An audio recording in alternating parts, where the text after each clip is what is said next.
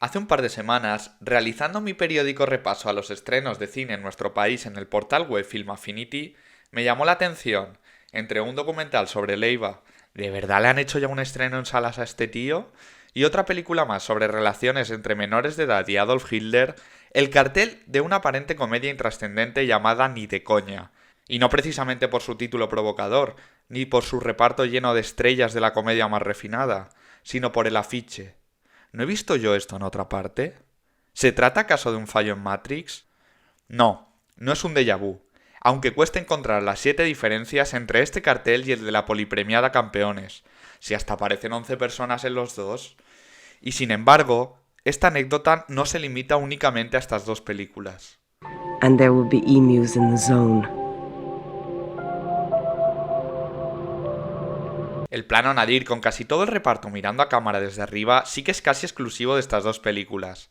En el documental de Longoria sobre la comedia de Fesser, el Nadir es sustituido por un cenital, pero el fondo azul y sobre todo las letras amarillas mayúsculas sin remates y en negrita o con un grosor destacado y la mirada coral a cámara parecen haberse convertido de un tiempo a esta parte en la seña de identidad del elemento de promoción más importante de las comedias de nuestro país. Tú tienes nudos hasta en los huevos. Si retomamos el reparto de Ni de coña, que afortunadamente aún podéis ver en cines, encontramos viejos conocidos de la comedia costumbrista española como El Pescatero, con títulos tales como Señor dame paciencia o Si yo fuera rico.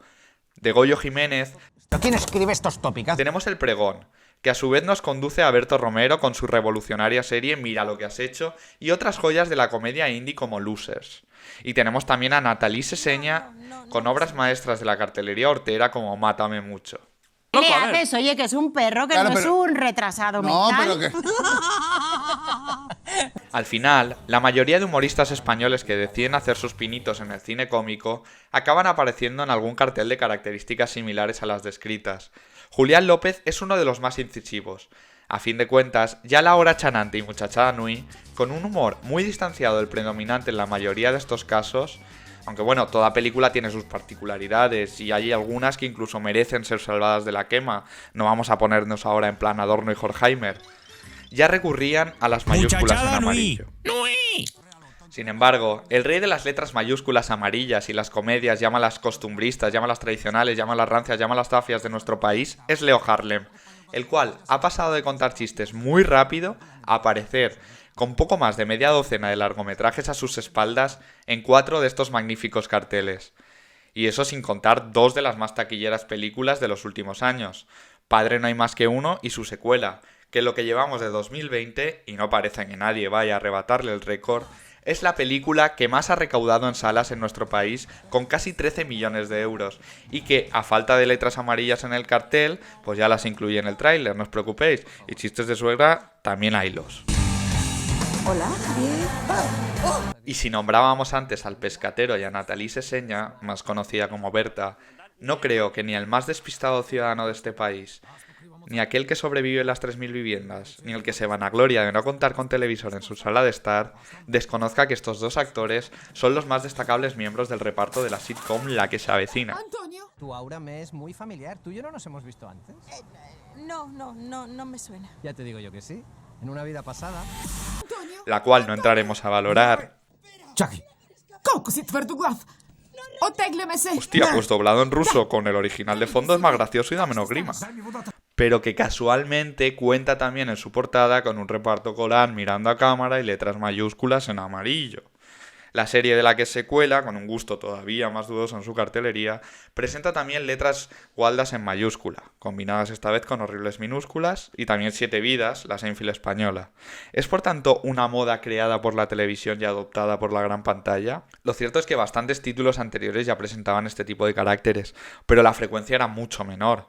No se libran de los rótulos en El estridente amarillo ni las películas del pobre José Luis Cuerda, y como en casi todo lo mainstream en cultura audiovisual, pues cuesta creer que esta tendencia no provenga de Hollywood, donde también es predominante la mirada coral a la cámara, pero al menos en el apartado tipográfico varían un poquito más. De verdad que en España la repetición del color y la fuente es muy llamativa. La lista es casi interminable, yo me habré dejado muchas y me encantaría que dejaseis en los comentarios o en Twitter un listado de películas y de series con carteles que no haya descubierto y tengan estas omnipresentes letras amarillas o características muy parecidas.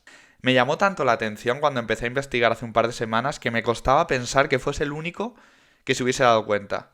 Y no es así, obviamente. Hace un par de años, la crítica cinematográfica de Siré de Fez comentaba en una columna del periódico titulada Así luce una comedia española lo siguiente. El 80% de las comedias españolas actuales tienen el mismo póster. Un posado de los personajes mirando a cámara, casi siempre fotos corales, con actitud cómica, los mismos colores chillones y artificiales, a menudo un cielo azul de fondo y la misma tipografía o similar para el título, casi siempre en amarillo. Y también decía de Fez, y es obvio que si son prácticamente idénticos es porque la fórmula heredada del cartelismo de la nueva comedia americana funciona.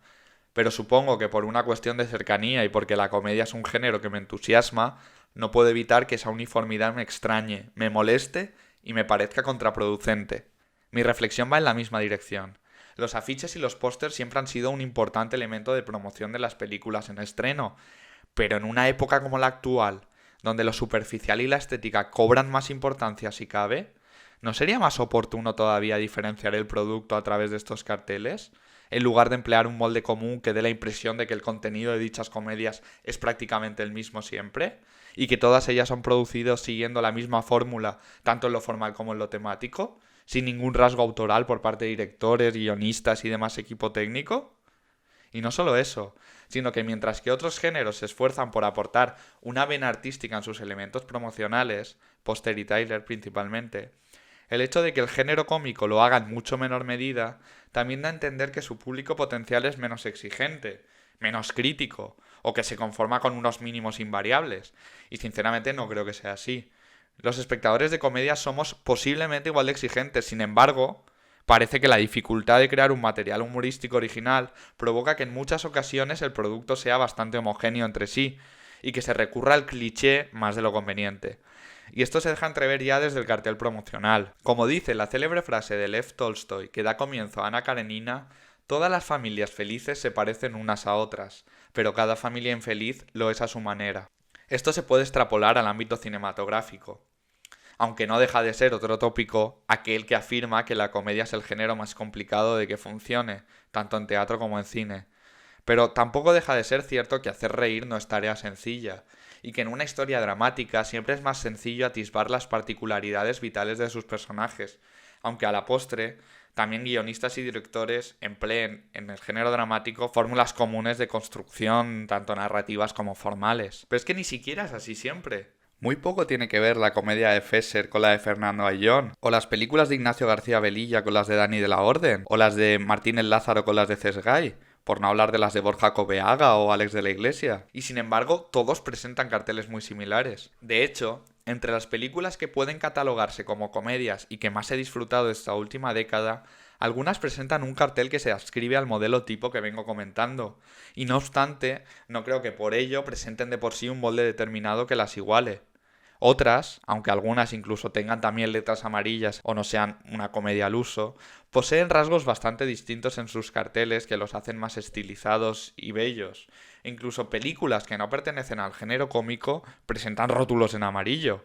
De hecho, este vídeo no es sino un pretexto para presentar la película Lo que esconde Silver Lake. Se trata de una cinta desconcertante que esconde en su trama muchos enigmas que voy a tratar de interpretar y reconstruir en el próximo vídeo. Es una de las películas que más me ha inquietado de los últimos años y me gustaría que me ayudaseis a analizarla e interpretarla. Pero esto será en la siguiente semana. Si habéis llegado hasta el final del vídeo es porque he conseguido mantener vuestra atención. Así que por favor, suscribíos y darle a la campanita para estar al tanto de futuros vídeos de Mu. ¡Feliz día y que las letras amarillas os guíen en vuestra vida!